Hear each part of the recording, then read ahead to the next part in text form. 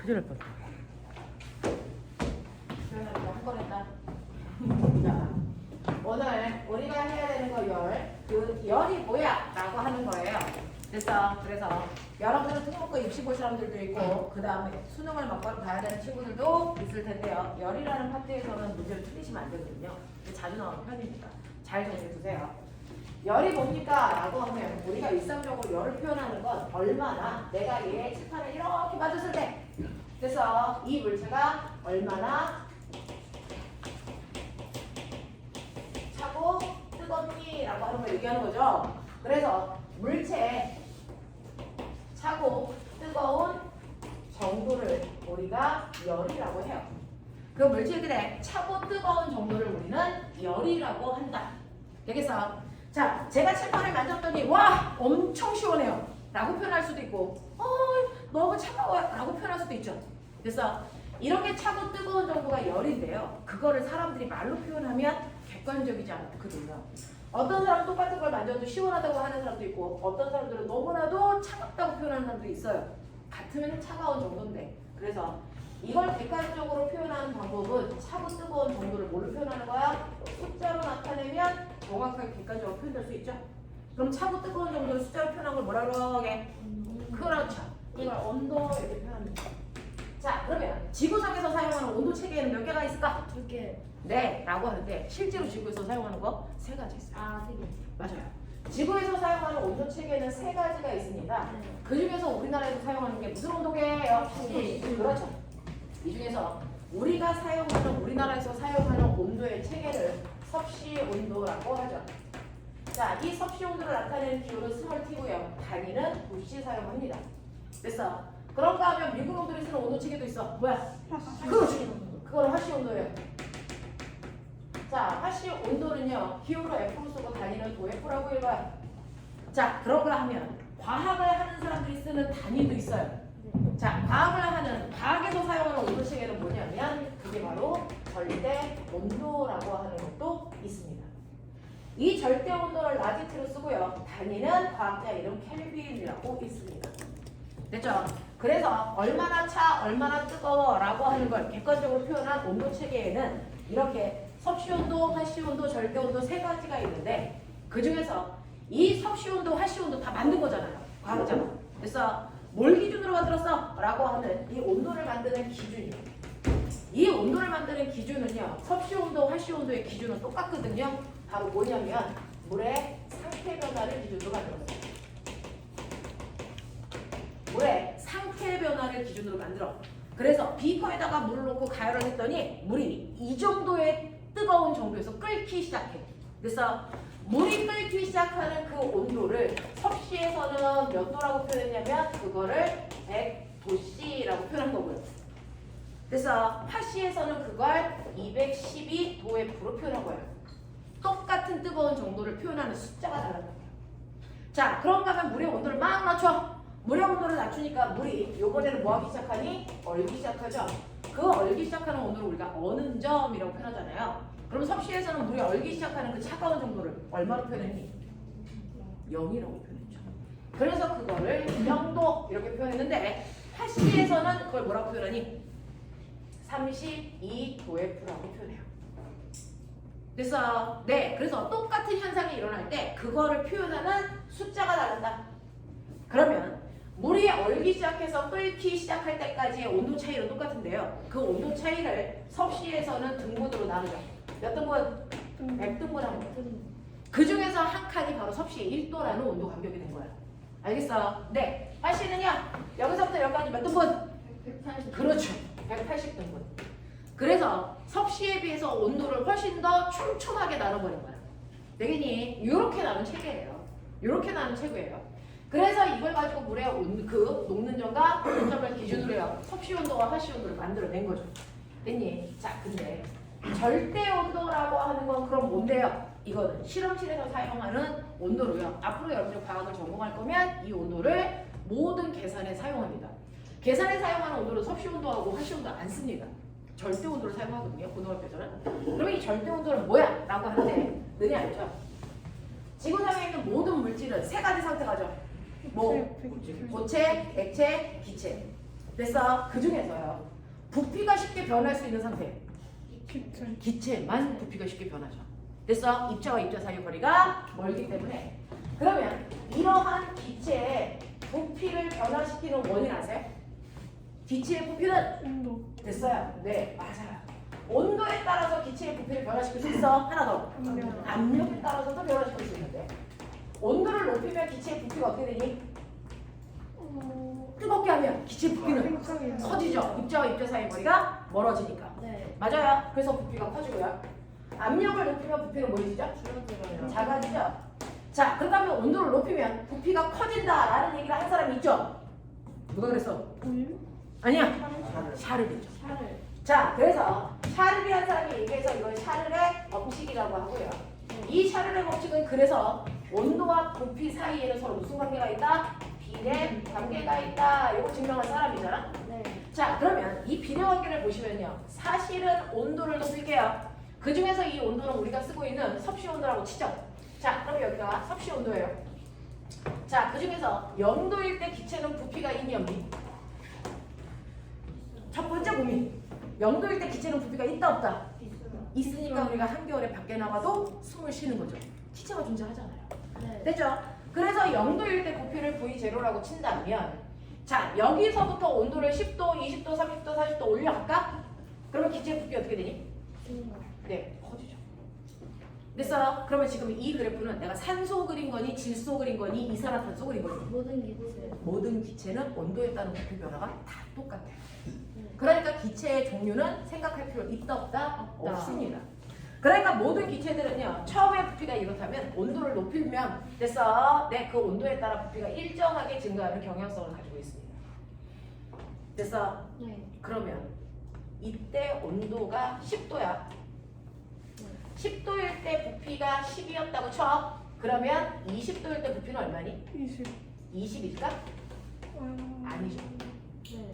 왜요? 정비례 관계가 아니잖아요. 그러네요. 그쵸? 20이 아니잖아요. 어? 그러면 온도가 2배 커졌는데 부피가 2배 커지는 거 아니네? 네. 왜 그래? 정비례가 아니니까. 됐어? 그럼 그러면 이거 정비례로 만들어보자.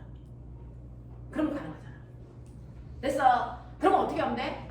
온도를 높이니까 부피가 커져? 그럼 거꾸로 온도를 낮추면 사라져요. 부피가 줄어드네? 그쵸? 네. 온도를 낮춰. 자, 몇 도까지 낮출까? 부피가 마이너스 0이 될 때까지 낮춰보자. 이거 1차 함수잖아. 부피가 0이 될 때까지 그래프 그릴 수 있겠죠. 네. 됐어? 부피가 0이 될 때까지 그래프 그릴 수 있다? 그렇다면 그 순간의 온도도 찾을 수 있다. 몇 도일까요? 마이너스. 그게 바로 영하 273도씨일 때 그렇습니다. 네. 됐어? 영하 273도일 때 지구상에 있는 모든 기체들이 존재하지 않는 상태가 돼요. 기체의 부피가 0이 되는 순간입니다. 그럼 기체들 다 어디 갔어? 다 어디 갔어? 다 어디 갔어? 추우니까 액체되는 거죠. 됐습니까? 네, 없어지는 게 아니라 액체로 상태 변화하는 겁니다. 자, 그러면 이러한 기체의 부피가 0 되는 순간에 이 온도를 기준으로 그리면 정비례 관계 그래프 그릴 수 있죠. 됐습니까? 자, 그렇다면 기체의 부피를 0을 만드는 이 순간의 이 온도를 기준점 0으로 표현하고 싶어. 근데 섭씨 온도는 불가능하잖아. 하씨 온도는 불가능하잖아. 그래서 기체의 부피가 0이 되는 순간의 온도를 세로 체계를 만들어서 쓰는 거죠. 이때 온도를 우리가 뭐라고 한다? 0 켈빈. 이게 바로 절대 온도예요. 됐어? 네, 그래서 기체의 부피가 0이 되는 순간에 온도를 0으로 잡고 온도 체계를 만든 걸 절대 온도라고 하고요. 그럼 나 궁금한데요. 저 순간에 기체의 부피가 0이 됐다는 얘기는 됐습니까? 네. 실제로 기체가 액체로 바뀐 것도 있지만 기체의 운동 속도가 얼마가 됐다? 0이 됐죠. 그래서 절대 온도를 만든 기준은 바로 기체의 뭡니까? 운동 에너지를 기준으로 보는 거예요. 기체 입자들이 가지고 있는 운동 에너지를 기준으로 만든 온도 체계가 바로 절대 온도입니다. 됐어? 그래서 모든 기체들은 영하 273도가 되면 기체의 운동 에너지가 0이 됩니다. 그 순간의 온도를 0켈빈 또는 절대 0도라고 한다. 알겠습니까? 그래서 이 절대 온도를 기준으로 온도에 따른 부피를 그래프를 그리면 정비례 관계 그래프가 되잖아요. 그러니 여기에 부피가 얼마냐면 여기에 온도가 얼마냐면 10켈빈이라고 치자. 10켈빈일 때 부피가 5였어. 그러면 20켈빈이 되면 부피가 얼마가 될까? 네, 정확하게 2배 10이 되겠죠. 그래서 이런 식으로 절대 온도로 표현하면 온도와 부피 사이에 정비례 관계가 있기 때문에 훨씬 문제를 쉽고 깔끔하게 풀어나갈 수 있거든요. 그래서 과학에서는 실제로 온도를 절대 온도로 표현합니다. 그래서 앞으로도 여러분들이 문제를 풀 때 온도는요. 그래서 대문자로 표현될 거고 그 온도는 절대 온도예요. 그럼 우리가 일상에서 쓰고 있는 섭씨 온도를 절대 온도로 바꿔야 되네? 바꾸셔야 됩니다. 그러면 어떻게 바꿔야 됩니까? 라고 하는 이 문제가 3년 전에 경기북가고 문제였어요. 경기북가고 문제입니다. 됐어? 네, 경기북가고에서는 새로운 온도 체계를 만들어 보라는 거야.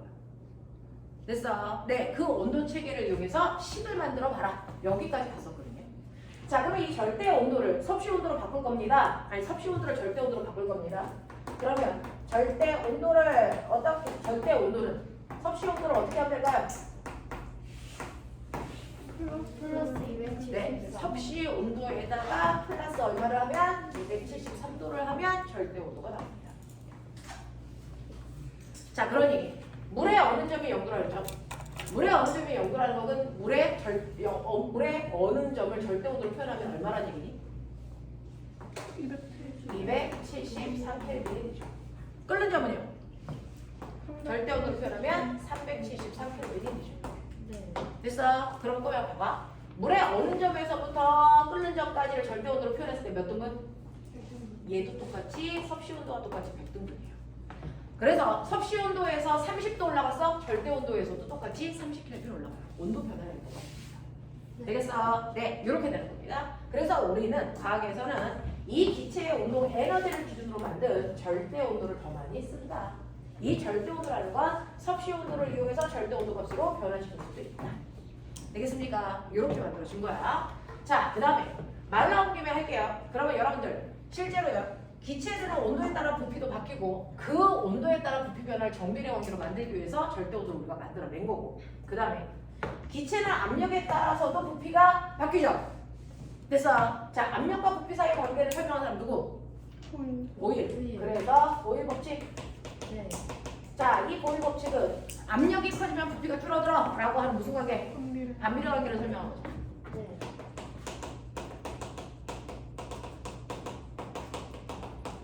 자, 반비례 관계 그래프를 그리면요. 여기가 압력 프레스의 약자 P 쓸게요. 부피는 볼륨의 약자 V 쓸게요. 반비례 관계가 있다면서요.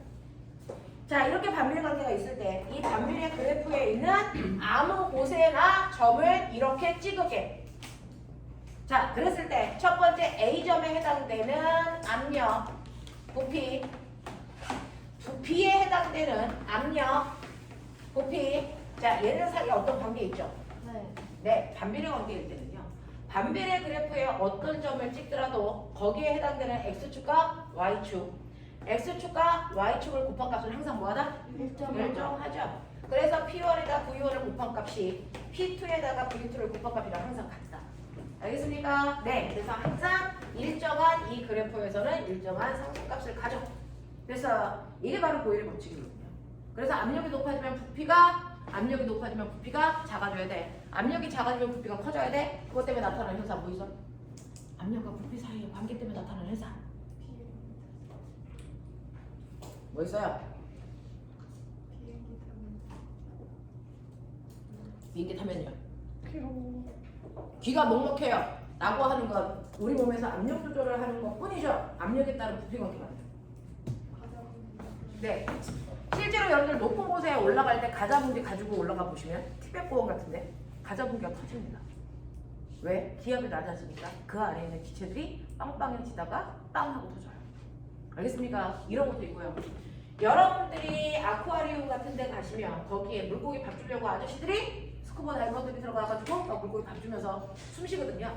그러면 아저씨들이 숨 쉴 때 나오는 기포가 위로 올라갈수록 어떻게 될까요? 커져요. 이게 커지죠. 네. 그래서 점점 위로 올라가서 터지는 거고요.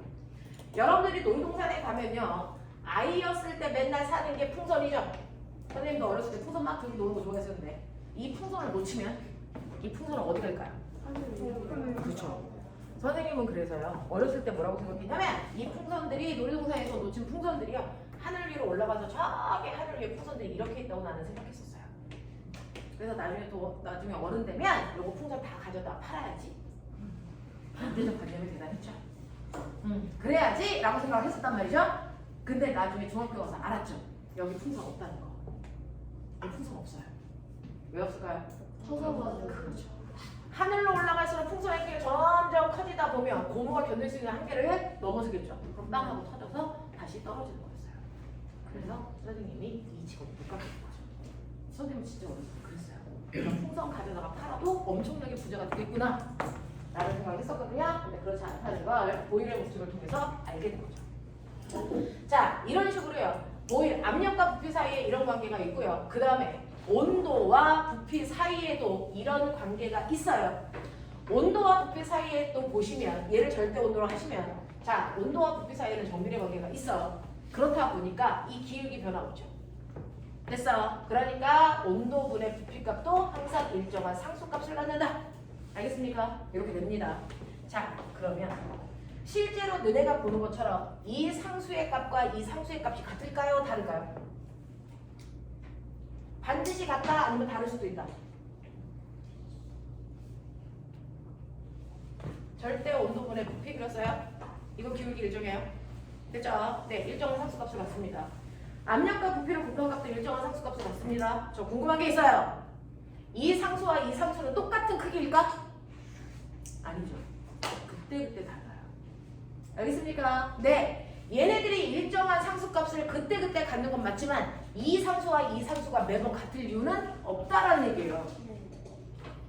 그러면 과학자들은 이거 두 개를 동시에 만족하는 상수는 없어? 이게 궁금한 거죠. 됐어?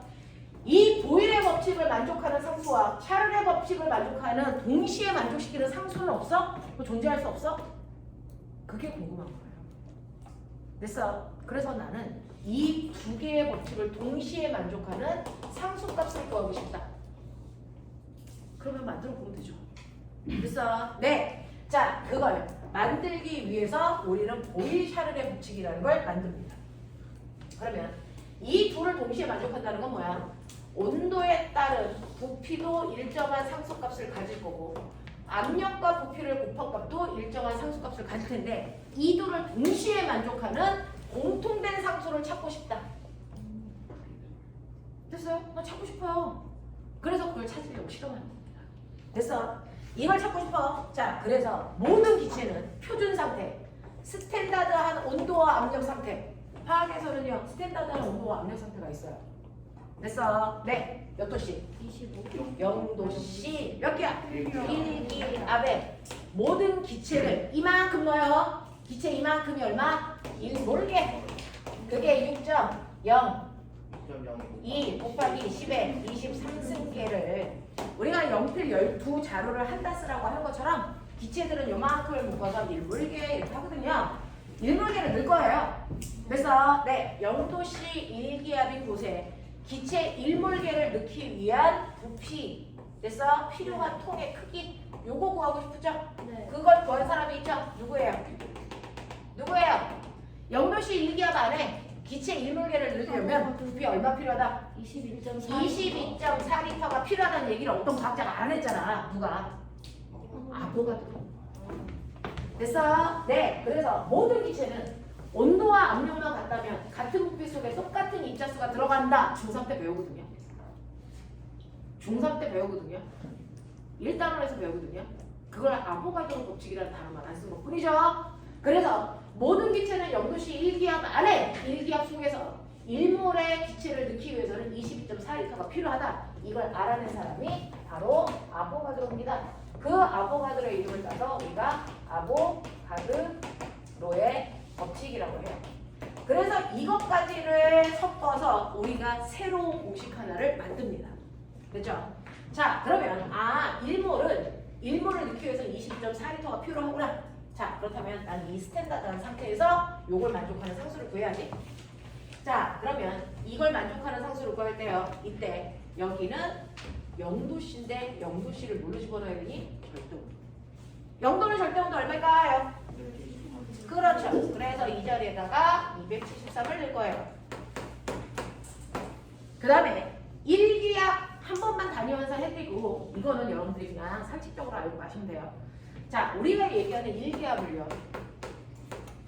물리에서는 모든 계산은 MKS 국제 표준 단위로 계산한다. 기억나시죠? M이 뭐의 표준 단위? 길이의 표준 단위. 모든 길이를 나타내는 단위, 다른 단위는 미터가 이것이에요. 됐어? K가 뭐죠? 질량의 표준 단위. 모든 물체의 질량을 나타낼 때 표준 단위는 뭐다? 킬로그램이다. 알겠습니까? 네, S가 뭐죠? 네, 국제 표준 단위. 시간을 나타낼 때 표준 단위는 뭐로 쓴다? 초로 쓴다. 요 얘기예요. 그래서 사실은 모든 단위들, 여러분들이 알고 있는 뉴턴이라든가 파스칼이라든가 줄이라든가 사실은 얘네들은 다 이 표준 단위로 표현할 수 있어요. 단지 표현하니까 복잡해서 그냥 갑자기 이름 쓴 것뿐이야. 알겠어? 네, 이렇게 된 건데. 그러면 이 중에서 일기압, 너네 중학교 때 배웠어요. 일기압의 크기 1013 헥토 파스칼. 맞습니까? 네. 네. 자, 1013 헥토 파스칼이라는 게 일기압을 나타내는 크기입니다. 근데 헥트아라 할 때 헥토 이거 공 몇 개 대신에 붙는 거냐? 우리 킬로는 공 몇 개 대신에 붙어요? 3개 대신에 붙는 단위죠. 됐어? 헥토는 공 몇 개 대신에 붙는 단위일까요? 초등학교 4학년 때 했습니다. 박탱이들아. 초등학교 4학년 때 했거든? 공 몇 개 대신에 붙어? 2개다. 2개다. 됐어? 네. 그래서 사실은 101300 파스칼이죠. 파스칼은 뭐야? 과학자 이름이야. 이거 압력 단위죠. 압력은 단위 면적당 누르는죠. 됐어? 그래서 이 파스칼은 사실은 뉴턴 퍼 제곱미터를 숨겨놓은 단위예요. 알겠어요? 그래서 이 자리에다가 그래서 일기압에다가 우리 1을 집어넣는 게 아니고 원래 값을 집어넣으셔야 돼요. 101300 뉴턴 퍼 제곱미터 요거 넣는다고. 그래서 이게 아니죠. 일기압의 정체고요. 자, 부피요. 22.4리터라는 거죠. 자, 이것도 MKS 표준 단위 아니네요. 한 번만 바꿔드릴게요. 이걸 외우라는 건 아니고요. 자, 보면 1리터가 1000ml인 거 인정? 네. 그죠? 1ml가 1세제곱센티미터인 거 아세요? 그러니까요. 그러면 그러면 이거를 MKS 단위로 리터를 바꿔야죠. 그러면 결국은 1세제곱미터 세제곱미터로 바꾸셔야 돼요. 그러면 22.4리터는 몇 세제곱미터일까요?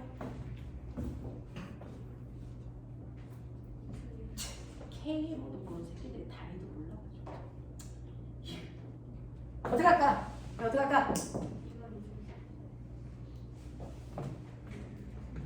1세제곱미터가 몇 리터게?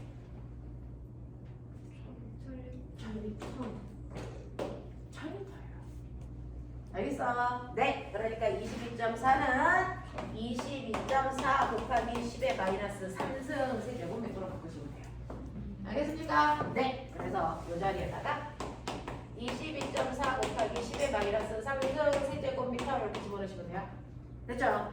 요거 집어넣어서 때려서 계산한 것이 저 R이라고 하는 기체 상수입니다.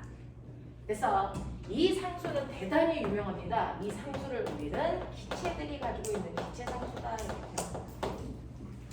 자, 핸드폰 꺼내서 막 눌러보시면 기체 상수 나오죠? 얼마나 합니까? 눌러봐. 그 좋은 기계 있잖아. 삼성에서 만든 거. 눌러봐. 얼마나 할까?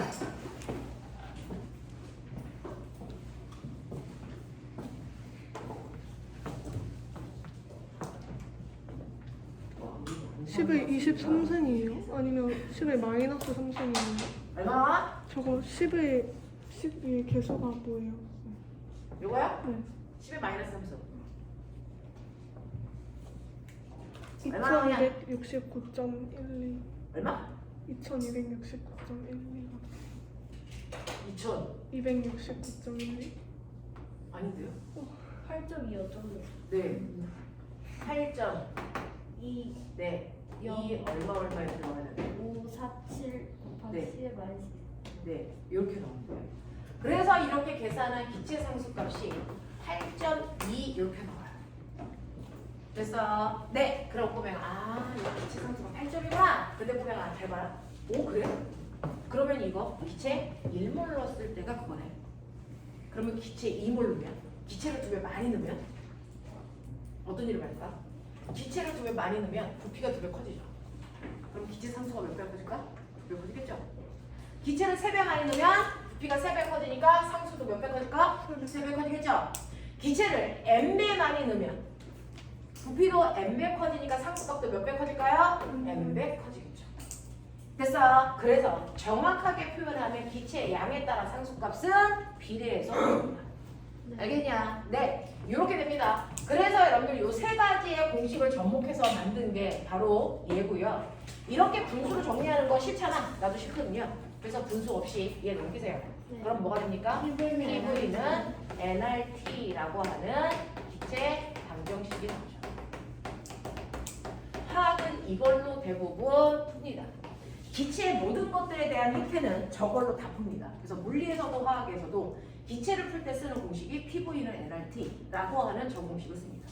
신이 되는 공식이에요. 그래서 엄청나게 대단한 공식이라서 사실은 기체에 해당되는 것들을 풀 때 저 공식을 안 쓸 수가 없거든요. 자, 그래서 PV는 nRT라고 하는 이 기체 방정식이 사실은 보일의 법칙, 샤를의 법칙, 그 다음에 아보가드로의 법칙이라는 중학교 때 배웠던 이 3가지 공식을 접목해서 만든 것입니다. 새로운 겁니다. 됐어. 네, 이렇게 된다. 여기서 P는 압력이고요. V는 부피고요. N은 기체, 개수고요. 그 다음에 R은 기체 상수, T는 절대옵니다. 알겠습니까? 이렇게 된 이 식을 가지고 연력학을 설명할 겁니다. 이거 가지고 연력학을 설명할 겁니다. 됐죠? 네, 그래서 PV는 nRT라고 하는 공식은 그냥 알아두자. 중간에 유도했던 과정들은 모르셔도 된다. 모르셔도 된다. 되겠죠? 그런 과정을 통해서 알아낸 거야. 정도만 아시면 돼요. 자, 이런 식으로 해서 실제로 얼마나 차가워, 얼마나 뜨거워 라고 하는 온도 체계가요. 섭씨, 화씨, 절대 온도라는 게 만들어진 거고, 이때 절대 온도를 만들기 위해서 샤를과 보일, 그 다음에 아보가드로를 이용해서 기체 방정식이 만들어지는 과정까지도 보여드렸어요. 자, 그러면 이렇게 물체들의 차고 뜨거운 정도를 제가 알아냈다. 그래서 기체 방정식까지 머릿속에 넣었다. 자, 그러면 이렇게 차고 뜨거운 정도가 다른 물질을 접촉하면 어떻게 되니? 열평형 상태. 맞아요. 한쪽은요 80도의 뜨거운 물이고 하나는 20도의 차가운 물인데 이걸 접촉시켰어. 접촉시킨 그 순간부터 어떤 일이 발생하고 있죠. 어떤 일이 발생합니까? 열이 이동합니다. 그래서 온도가 서로 다른 물질을 접촉하면 그 순간 열에 뭐가 발생한다? 이동이 생긴다. 근데 열은 반드시 어디에서 어디로만 간다. 뜨거운 그렇죠. 열은 항상 고온의 물질에서 저온의 물질 쪽으로 일방 통행만 합니다. 거꾸로 갈 수 있니 언니? 없어요. 됐어. 그러면 이렇게 뜨거운 물질에 있던 열이 차가운 물질 쪽으로 가니 뜨거운 물체는 점점 온도가 낮아질 거고 차가운 물질은 점점 온도가 높아질 거야. 그러다 보면 어떤 일이 발생하냐면 두 개의 물체의 온도가 뭐해지는 순간? 같아지는 순간이 있지. 네. 그 같아지는 순간에 더 이상 열은 뭐한다? 이동하지 않고 멈춘다. 그래서 온도가 같아진 상태를 우리는 무슨 상태라고 한다? 네, 이걸 열 평형 상태라고 하죠. 그래서 열 평형 상태가 될 때까지 열이 이동합니다. 열은 항상 고온에서 저온 쪽으로만 이동하죠. 됐어. 그러면 고온의 물체가 저온의 물체 쪽으로 열 얼마 줬어? 이동한 열의 양. 뭐라고 그러니? 네. 고온의 물체에서 저온의 물체 쪽으로 이동한 열의 양을 우리가 뭐라고 했던 거다? 이걸 열량이라고 했던 거다. 그 열량 어떻게 구하지? Q는 CMT. 네, 시멘트, 시암탁 여러분들 다양한 방법을 외우시잖아요. 됐죠? 이 열량이라는 건 고온의 물체가 저온의 물체 쪽으로 준 열의 양이야. 고온의 물체가 열을 20만큼 줬어. 그럼 당연히 저온의 물체가 열을 20만큼 얻었죠. 됐죠? 그래서 고온의 물체에서 저온의 물체 쪽으로 이동한 열의 양을 우리가 열량이라고 한다. 그 열량을 구하는 식이 바로 CM 델타 T인데 C가 뭐죠? 이요. 그렇죠. BR. M이 뭐예요? 질량. 질량. 델타 T가 뭐예요? 그 물질의 온도 변화량. 예를 들어서 뜨거운 물체인 얘가 물이야. 근데 얘가 100g 있었어. 차가운 물은 200g 있었어. 그러면 10평형이 되는 온도가 얼마야? 요것도 알고 싶어. 다 구할 수 있어요. 어떻게 해요? 어쨌든 간에 뜨거운 쪽에서 차가운 쪽으로 열이 이동하면 뜨거운 물체가 잃은 열량과 고온의 잃은 열량과 차가운 물체인 저온의 물체가 얻은 열량은 반드시 같거든요. 그럼 방정식 세울 수 있죠. 물리는 방정식 세우면 다 끝나는 거거든요. 자, 그러면 그 중에서 고온의 물체가 잃은 열량이 얼마야? 라고 하면 고온의 물체의 비열에다가 질량에다가 고온의 물체의 온도 변화 곱하면 되거든요. 근데 비열이라는 건 조금 이따가 설명할 거지만 물의 비열을 외우자. 물의 비열 얼마?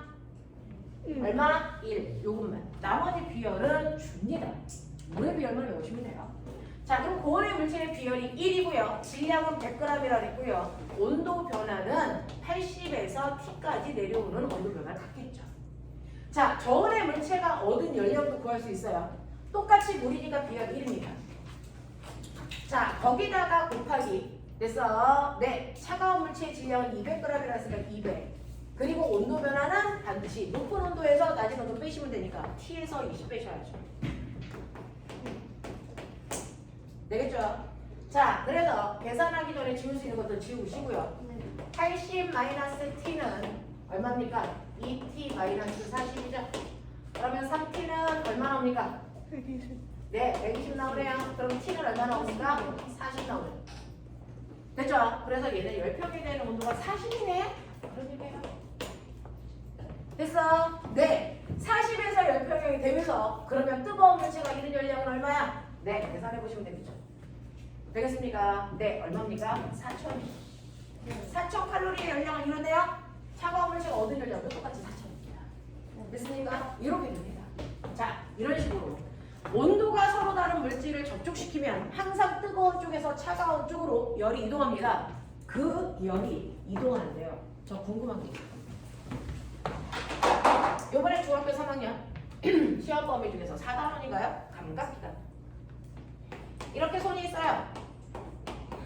손이 있는데 됐어. 네, 여기에 물의 온도가 얼마냐면 20도, 40도, 60도의 물에 됐어. 제가 여기에 왼손을 여기에 오른손을 담궈요. 그랬더니 왼손은 20도의 물에 60도의 물에 두 개가 있다가 됐어. 네, 잠시 후에 둘을 동시에 40도의 물에 넣습니다. 네. 나의 왼손은 뭐라고 합니까? 뜨겁다고. 아, 뜨거워. 나의 오른손은 뭐라고 합니까? 차갑다고. 아, 차가워. 라고 합니다. 똑같은 온도에다가 손을 집어넣는데 왼손은 그 물이 뜨겁다고 느끼고요. 오른손은 그 물이 차갑다고 느낍니다. 똑같이 40도에 넣는데 오른손과 왼손이 하는 말이 다릅니다. 내가 병신이야? 내가 이상한 거야? 아니요. 피부는 정확하게 느끼는 겁니다. 우리가 피부에서 느끼는 감각은 뭡니까? 온도는 실제 온도가 아니고 뭐예요? 상대적 온도 변화예요. 그래서 우리 피부에서 느끼는 거 온도 변화를 느끼는 거지 그게 몇 도다를 느끼는 게 아니거든요. 그래서 처음보다 온도가 높아졌기 때문에 따뜻해 라고 느낀 거고요. 처음보다 온도가 낮아졌기 때문에 차갑다고 느끼는 거지 40도를 느끼는 게 아니라고. 온도 변화를 느끼는 거예요. 내 피부는. 알겠습니까? 이렇게 됩니다. 그래서 선생님이 칠판을 만지는 순간 뭐 하다고 느낄까요? 시원하다고 느끼는 거죠. 왜요? 내 열을 얘가 뺏어가고 있어서 그래요. 됐어? 냄비를 만지면 뜨겁다고 느끼죠? 왜? 걔로부터 열을 받고 있으니까. 알겠습니까? 그래서 시원하다 뜨겁다고 느끼는 건 열을 뺏기냐 얻고 있냐야. 알겠어? 저게 차갑냐 뜨겁냐가. 되겠죠? 자, 이런 식으로 해서 열은 반드시 뜨거운 물체에서 차가운 물체 쪽으로 이동하고요. 그 이동한 열의 양을 열량이라고 해서 이렇게 구하시면 되는데 전 궁금해요. 고대 구술면접 시험 이 그래프 나왔어요. 고등학교 3학년 언니 오빠들이 고대 그래서 면접 보러 갔는데 저 그래프를 주시면서 고온의 물체에서 저온의 물체 쪽으로 열이 이동했어? 됐어? 열평이 될 때까지 그래프 그려봐. 그랬더니 언니 오빠들이 예쁘게 그렸겠죠. 그랬더니 거기에 있는 면접관이 그러면 이거 그래프 이렇게 그리면 되니 안 되니? 이렇게 물어보셨어요. 될까 안 될까? 이거 될까 안 될까? 언니 오빠들이 이렇게 그리니까 면접관 이렇게 그리면 돼 안 돼? 이렇게 물어본 거야. 대답해야죠. 돼 안 돼?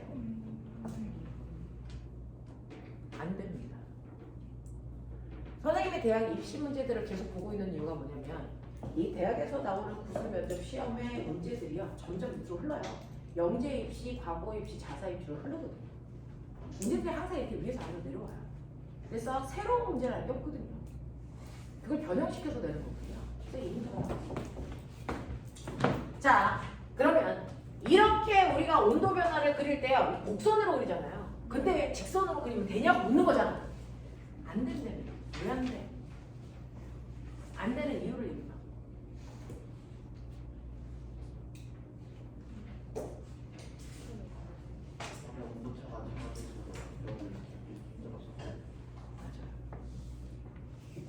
뭐냐면요. 이거를요. 같은 시간 간격으로 잘라보세요. 같은 시간 간격으로 잘라보세요. X축이 시간입니다. 시간에 따른 온도 변화 그리거든요. 그래서 똑같이 1분 간격으로 자른다 생각해보세요. 1분 간격으로 자른다 생각해보세요. 그랬을 때요. 처음에는 똑같이 1분이지만 온도가 이만큼 낮아졌어요. 근데 열평형이 가까워졌을 때 똑같은 1분이 지났는데 이때 온도 변화는 요만큼밖에 변하지 않아요. 처음에는 똑같은 1분 동안에 온도가 이만큼 내려왔는데 이만큼 감소했는데 나중에는 온도 감소량이 줄어든다고요. 그 얘기는 뭐냐면 사실은 뜨거운 물체에서 차가운 물체 쪽으로 열이 이동할 때요. 그 열을 밀어주는 원동력이 뭘까요? 뜨거운 쪽에서 차가운 쪽으로 열을 밀어서 열이 이동한 거 아니야? 그 열을 미는 원동력, 힘의 근원이 뭐라고요? 온도차예요. 그러니까 처음에는 한 놈은 80도고 한 놈은 20도니까 둘의 온도 차이가 60도만큼 나. 그래서 60도의 힘으로 밀어준 거야. 그러니까 1분당 온도가 훅 떨어지죠. 근데 나중에 시간이 지나면 얘 온도가 50도가 되고 얘 온도가 30도가 돼서 온도 차이가 10도밖에 안 나. 그럼 미는 힘이 처음보다 어떻게 되니? 6분의 1로 줄어요. 무슨 말인지 알겠어? 그러니까 같은 시간 동안에 이동한 열의 양이 어떨까요? 줄어들어요. 됐어? 그러다가 나중에 온도 차이가 없어. 미는 힘이 있을까 없을까? 없겠죠. 그래서 열 이동 안 하는 겁니다. 됐어? 그래서 열은 뜨거운 쪽에서 차가운 쪽으로 이동하는데 같은 시간 동안에 이동하는 열의 양이 온도 차에 상관없이 일정하지 않다고요. 알겠습니까? 온도 차에 따라서 열을 미는 정도가 달라지기 때문에 직선 그래프가 나올 수가 없어요. 알겠어? 반비례 그래프가 나온다. 무슨 말인지 알겠죠? 이런 것들을 얘기할 수 있으셔야 된다. 됐습니까? 그랬을 때 이 거리 차이가 바로 그 순간 이동하는 열의 양이다. 알겠습니까? 그 순간 이동하는 열의 양입니다. 그래서 열은 이런 식으로 열평형이 될 때까지만 이동한다. 고온에서 저온으로 이동하는 거다. 저온에서 고온으로 열이 이동하는 일은 절대 발생하지 않는다. 알겠습니까? 자, 그러면 열이 이동하는 방법. 나 그거 알아요. 열 이동 방법. 상산 대비하는 친구들은 막판 대비한다 생각하고 머릿속에 빨리 집어넣으십시오.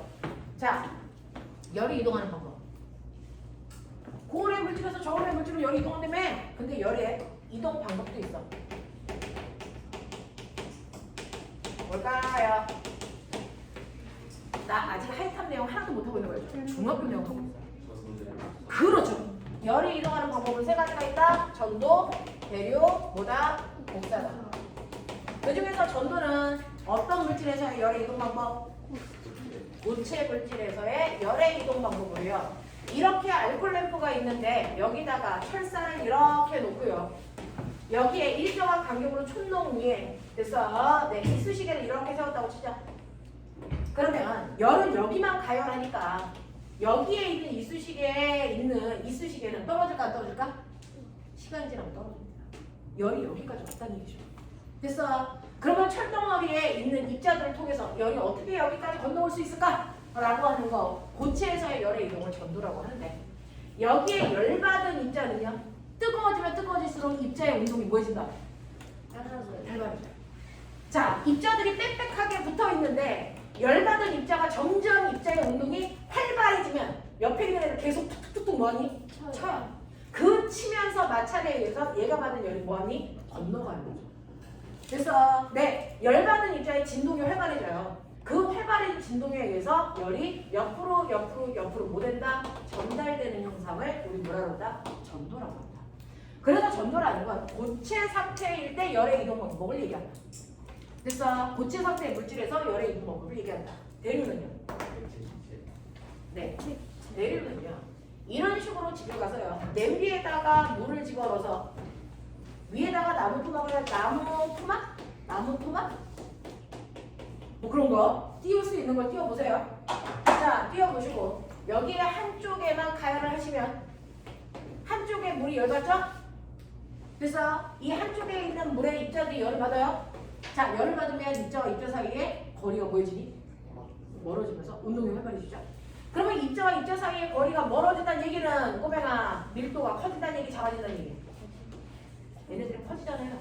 이렇게 퍼져나가잖아요. 그러면 같은 부피 속에 있는 입자 수가 많아지니 적어지니? 적어지죠. 밀도가 커지니 작아지니? 작아지죠. 밀도가 작아지면 가란이 뜨니? 떠요. 그래서 열받은 입자들이 열을 가지고 직접 위로 떠올라요. 네. 그래서 그럼 이 빈자리는 열을 받지 않은 차가운 애들이 와서 채우죠. 네. 채우면 다시 걔네들이 뭐 합니까? 열 받죠. 그러면 다시 밀도가 작아지니까 걔네들이 뭡니까? 뜨죠. 네. 그래서 열을 받은 입자가 직접 이동하는 현상, 열을 가지고 직접 이동하는 현상을 뭐라 그런다? 대류라고 합니다. 이 대류는 액체나 기체 상태의 입자들이 열을 받고 이동하는 현상들을 얘기한다. 열대류. 알겠습니까? 네. 그러면 열대류가 정확하게 잘 일어나야 여기가 전체적으로 시원하겠죠? 그러면 에어컨을 어디에 설치해야 돼? 위에. 에어컨은 그래서 차가운 공기를 만드는 거죠. 차가운 공기는 가볍니 무겁니? 무거워지죠. 그래서 차가운 공기를 위에 만들어야 걔가 내려오면서 아래에 있는 뜨거운 공기를 다시 밀어 올리죠. 네. 그래서 대류가 원활하게 일어나서 전체가 시원해지는 거죠. 네. 무슨 말인지 알겠어? 알겠습니까? 네. 선생님이요, 여기 강의실 별로 수업하기 안 좋아하는데 계속 여기서 수업하는 이유가 있어요. 여기 앉아있으면, 여기 서 있으면 너네가 뭐 하는지 이 인원수가 다 보여. 졸아도 다 보인다. 그냥 자, 별도하자. 자, 그래서 이렇게 대류라고 하는 건 액체나 기체가 열받은 입자가 직접 이동하는 현상입니다. 됐죠? 네, 복사는 뭘까요?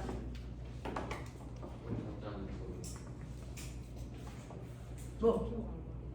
복사는 뭐야? 빨리 봐. 복사가 뭘까요? 매주. 태양에서 지구까지 열이 오죠. 어떻게 올까요? 여기는 고체도 없고 액체도 없고 기체도 없죠. 그러니까 열이 누구의 도움도 받지 않고 어떻게 와야 돼요? 직접 오죠. 열이 어떤 물질의 도움도 받지 않고 직접 이동하는 형태를 뭐라 그럽니까? 복사라고 하죠. 그래서 태양의 에너지가 직접 옵니다. 그래서 이름을 뭐라 그럽니까? 태양 복사 에너지라고 할 때 이 복사가 열 이동 형태를 얘기해 준 거예요. 알겠습니까? 네. 그래서 태양 복사 에너지라고 하는 건 태양 에너지가 어떤 매질의 도움도 받지 않고 열이 직접 이동하는 형태를 띠고 있구나 라고 하는 거죠. 됐어요? 자, 보면 중력이 없는 우주에 갔어. 우주에서 열 이동 방법으로 사용할 수 없는 거죠. 대류. 호명아, 위 아래 구분되지? 위가 어디야? 여기죠. 아래가 어디야? 이거 누가 만들었게? 위 아래를 누가 만들었게? 중력이 만든 거야. 중력 방향이 아래 방향이잖아. 그쵸? 우리가 얘기하는 위아래라고 하는 건 처음부터 있었던 게 아니고 중력 방향에 의해서 생기는 거예요. 중력이 만들어낸 거야. 그러니까 우주에 가면 위아래가 있게 해, 없게 해? 없어요. 위아래는 중력이 만든 거야. 그래서 물이 어디로 흘러? 아래로 흐른다며. 그거 누구 때문에 그런 거야? 중력 때문에. 가벼운 공기는 뭐 한다고? 위로 올라간다며. 네. 무거운 건 아래로 가라앉는다며. 이거 누가 만드는 거야? 중력이 만드는 거야. 위 아래로의 이동은 중력이 만드는 거야.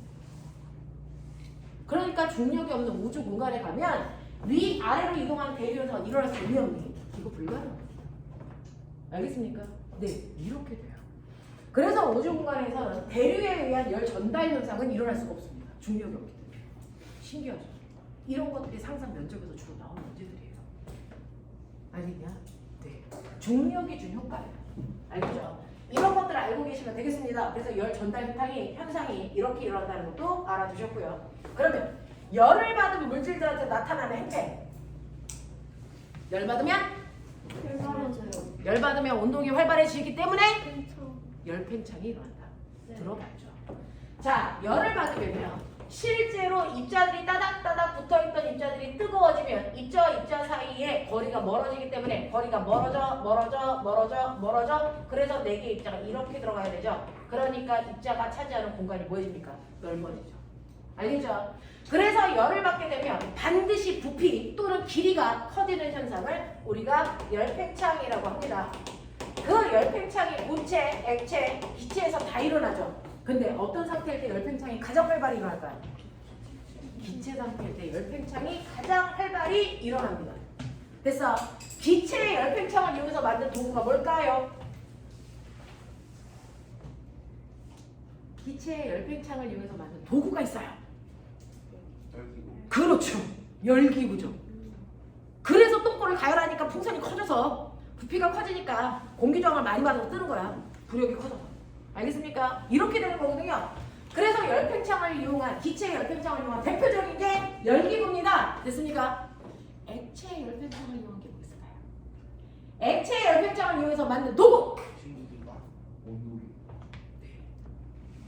너네가 마스크 써서 누가 얘기하고 있는지 모르겠어요. 자, 액체 열팽창을 이용해서 만든 게 바로 액체 온도계입니다. 그래서 이 액체 온도계를요 이렇게 겨드를 옛날에는 요거 썼어요. 요즘에는 여러분들이 적외선 온도계 쓰지만 옛날에는 이렇게 액체 온도계 꼈단 말이죠. 그래서 액체 온도계 이렇게 끼고 있으면 체온만큼 따뜻해지면서 저 안에 있는 액체가 부피 팽창해요. 그래서 그 액체의 눈금이 올라옵니다. 그래서 체온을 재는 거죠. 알겠습니까? 네, 액체 온도계가 바로 액체의 부피 팽창을 이용해서 만든 거죠. 알겠어? 알겠어? 오케이. 자, 그 액체 온도계의 기본이 된 사람은 누구니? 온도계를 처음으로 만든 사람이 있어요. 갈릴레이. 갈릴레이 온도계도 면적에서 간혹 나오는데요. 이렇게 물속에다가요 여러 개의 액체를 담고 있는 조그만 됐죠? 네, 요런 아이를 넣어요. 여기에 액체가 하나는 됐어. 그래서 이 물이 뜨거워지면 이 물의 온도가 높아질수록 밀도가 작아지거든요. 그러니까 얘보다 밀도가 큰 애들이 뭡니까? 서서히 가라앉습니다. 그래서 어느 아이가 가라앉느냐에 따라 이 물의 온도를 측정하는 겁니다. 이걸 처음으로 만든 사람이 갈릴레이예요. 알겠어요? 네, 이렇게 됩니다. 자, 그 다음에 고체 열팽창을 이용해서 만든 게 여러분들 교과서에 나와 있죠? 아니. 설마 하이탑에 나와 있다는 게 아니고 중학교 2학년 교과서에. 그렇죠. 자, 고체 열팽창을 이용해서 만든 게 다, 이, 네, 할. 한국말로 얘기하면 온도 센서계. 알겠습니까? 요거죠. 온도에 따라 열팽창이 다른 두 개의 금속을 접촉시킨다. 근데 열팽창을 B가 더 A보다 많이 한다고 치자. 내가 여기를 가열한다? 어떻게 돼? 네, A도 열받으니까 늘어나고요. B도 열받으니까 늘어나는데 A에 비해서 B의 열팽창이 더 크니까 A가 요만큼 늘어날 동안 B는 이만큼 늘어나고 싶겠죠? 근데 둘의 앞에 입구를 붙여놨기 때문에 얘 못 튀어나와요. 그럼 어떻게 되게? B죠? 위로 아래로? 위로 되죠. 그래서 얘가 위쪽으로 휘어가지고요. 얘가 이렇게 올라가는 동안 B는 이만큼 올라간 거잖아요. 그죠? 이만큼 올라간 거잖아요. 그래서 A가 늘어난 길이에 비해서 B가 늘어난 길이가 훨씬 더 긴 거죠. 알겠습니까? 이렇게 휘어요. 근데 이렇게 휘었을 때 꼬매가 요게 전선이 이렇게 되어 있어. 그러면 전선이랑 얘가 뜨겠지. 전류가 흘러 안 흘러? 안 흘러요. 그래서 전류를 차단하는 겁니다. 그래서 근데 너 온도계 그 다림이어서요. 실크를 다릴 때는 엄마가 한 30, 또쯤 되는 온도에서 다릴 거고 이놈의 새끼들이 조용히 있어. 자, 온도계의 온도를 한 30도쯤 맞춰놓고 다리잖아. 30도쯤 맞춰놓고 다리세요. 그거보다 온도를 세게 하면 실크 스카프가 다 누워버려서 엄마한테 쳐맞습니다. 알겠어요? 자, 그런가 하면 면티 같은 것들은 한 100도쯤 되는 온도에서 다려요. 그럼 이거 온도 조절 어떻게 해? 100도에 맞춰놓으면요. 100도에서 얘가 휘겠죠?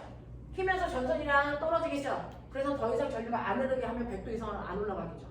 그러다가 식으면 다시 얘가 내려오겠죠? 그러면 붙겠죠? 그때부터 전류 흐르겠죠? 그건 알겠죠?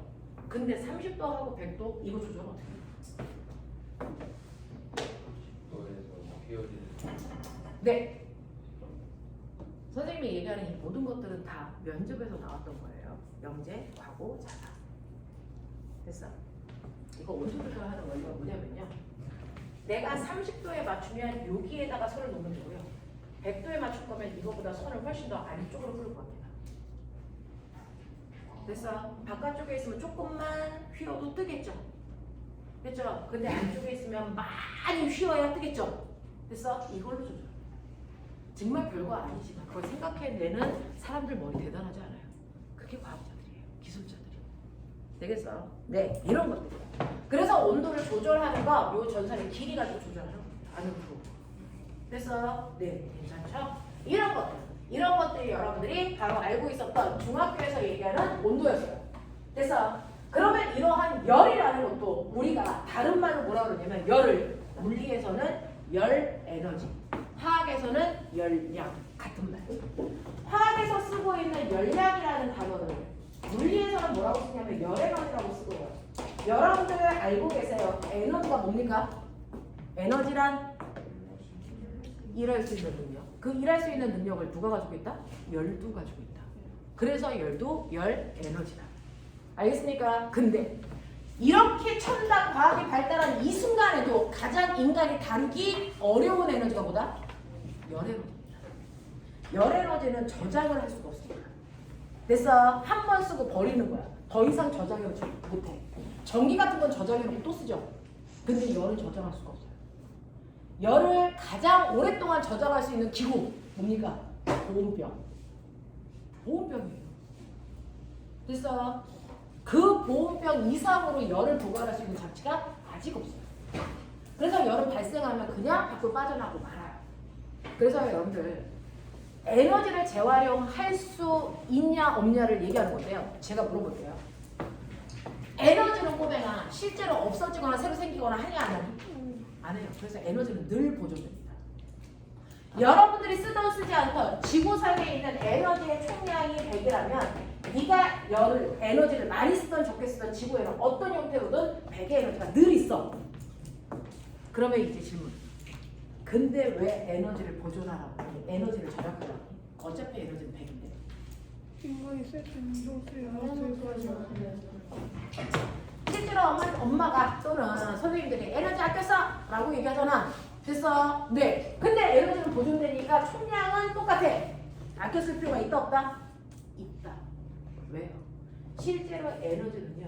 우리가 사용 가능한 형태의 에너지와 사용할 수 없는 형태의 에너지가 있거든요. 인간이 쓰면 쓸수록 사용할 수 없는 형태의 에너지로 전환됩니다. 그러니까 에너지를 절약하는 겁니다.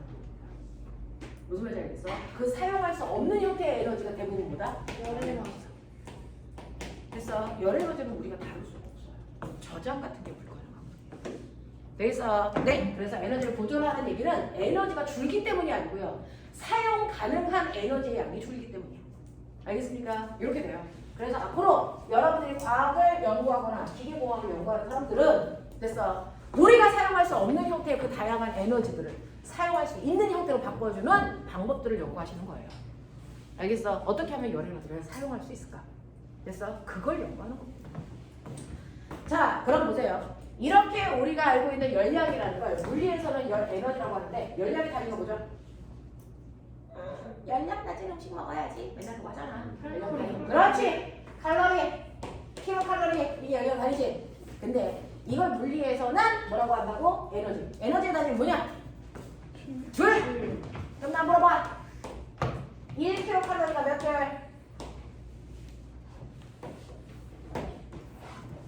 1킬로칼로리가 몇 줄이게? 그거를 또 스포츠 센터에 가면은 거기에 선생님들이 저걸 열라 계산을 해서 네 몸에서 빼야 되는 칼로리가 얼마니까 하루에 몇 킬로씩 뛰세요. 이거 해주는 거야. 알겠어? 네. 자, 1킬로칼로리가 몇 줄이게요? 이거 RM의 과학자가 누구게요? 줄. 그래서 줄이라는 사람의 이름이에요. 그래서 이니셜을 따서 단위를 만든 거예요.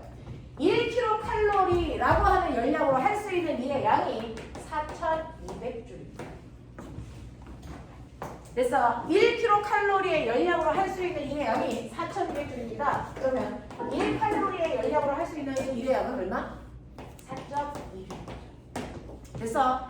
이거를 정확하게 측정할 수 있게끔 실험한 사람이 바로 줄이라서 그 사람의 이름을 딴 줄의 실험장치. 그래서 내 다리를 줄로 만든 거예요. 어떻게 실험했냐면요. 물속에다가 이렇게 프로펠러가 달려있는, 그래서 막대기를 꽂고요. 이 막대기 끝에 이렇게 물체를 매단 거죠. 그래서 얘를 통 하고 치면요. 질량이 M인 애가 H까지 내려와요. 자, 내려오는 동안 무슨 에너지 감소? 위치 에너지 감소하면 무슨 에너지 증가? 온도 에너지가 증가해서 프로펠러 날개가 돌아요. 납득합니까? 물속에 있는 프로펠러 날개가 막 위치 에너지가 감소한 만큼 돌면서, 얘가 돌면서 어떤 일이 발생할까요? 물과 충돌해요.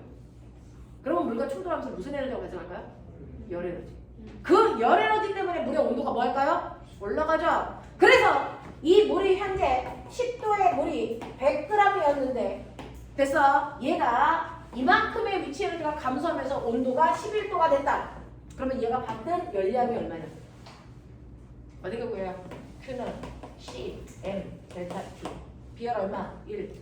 질량 얼마? 100. 온도 변화 얼마? 1. 됐어? 그래서 얘가 받은 열량이 얼마야? 100인데 얘가 감소하는 위치 에너지가 얼마야? mg, h. 됐어요? 이걸로 계산합니다. 그래서 만약에 얘가 감소하는 위치 에너지가 10줄인데 발생한 열량이 100칼로리라면 1줄이 10kcal랑 똑같구나? 이런 식으로 계산해야 된다는 얘기야. 알겠습니까? 네, 이걸 통해서 1칼로리가 얼마만큼의 일을 할 수 있는 능력인지를 처음으로 측정한 사람이 줄이라서 그 사람의 업적을 따서 일의 단위를 줄을 만들어준 거야. 알겠습니까? 네, 이거를 열의 일당량 이렇게 부릅니다. 이게 물투 내용이에요. 아시겠죠? 됐죠? 네, 근데 여러분들이 알고 가셔야 될 것 같아서 미리 말씀드린 겁니다. 그래서 우리가 화학에서 하는 열량이라는 단위를, 그래서 열량이라는 걸 물리에서는 열 에너지라고 합니다. 열도 일할 수 있는 능력을 가지고 있다. 그러면 이렇게 열이 일할 수 있는 능력을, 그래서 어떤 원리에 의해서 일을 하는지, 어떻게 일을 할 수 있는지를 설명한 걸 우리가 이제 시작하죠. 열역학이라고 해서 정리해 드립니다. 열역학, 열역학. 열도 일할 수 있는 능력을 가지고 있어요. 그 열이 일할 수 있는 능력을 체계적으로 정리한 걸 열역학이라고 한다. 자, 이 열역학 법칙 몇 가지 있는지 아세요? 3가지 있어요. 열역학 법칙 3가지가 있습니다. 간단하게 소개만 하고요. 잠깐 끊었다가 지금은 조금 이따 나갈게요. 열역학 법칙이 3가지가 있는데 그 중에 첫 번째 법칙이 제0법칙이라는 게 있어요.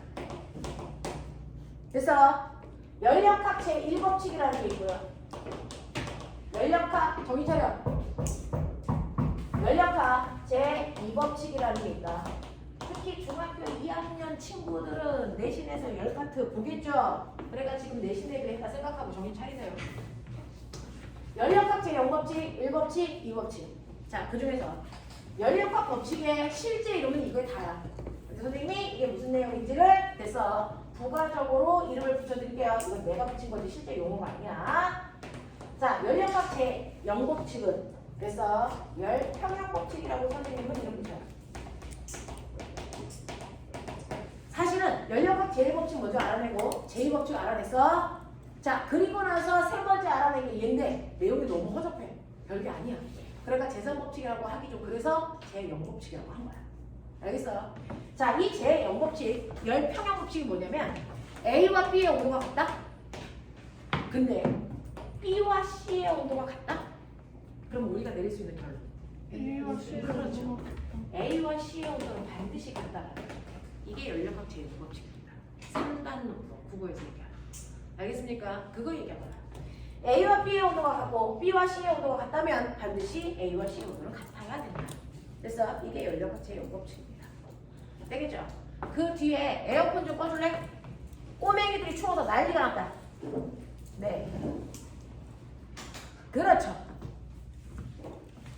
자, 그래서 열역학 제0법칙이라는 건 열평형법칙을 얘기하고요. 열역학 제1법칙이 시험에서 나오는 가장 중요한 법칙으로요. 열 에너지 보존 법칙, 요거 조금 이따가 수업 시작하면서 할게요. 얘가 제일 중요해서. 자, 열역학 제2법칙이 뭐냐면 열평형, 얘가 바로 열이동법칙이에요. 열은 이동한다. 어디에서 어디로? 고온에서 고온에서 저온으로만 이동하죠. 저온에서 고온으로 이동할 수 있다 없다? 없다. 이 얘기한 게 이런 법칙이에요. 알겠습니까? 네, 이거를 차학에서는 엔트로피 증가 법칙.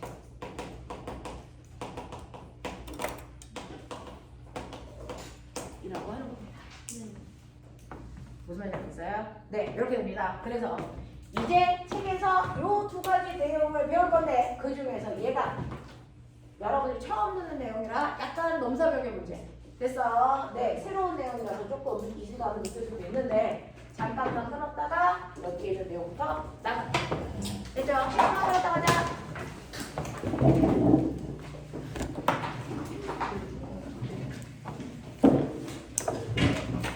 수학 선생님 또 만나.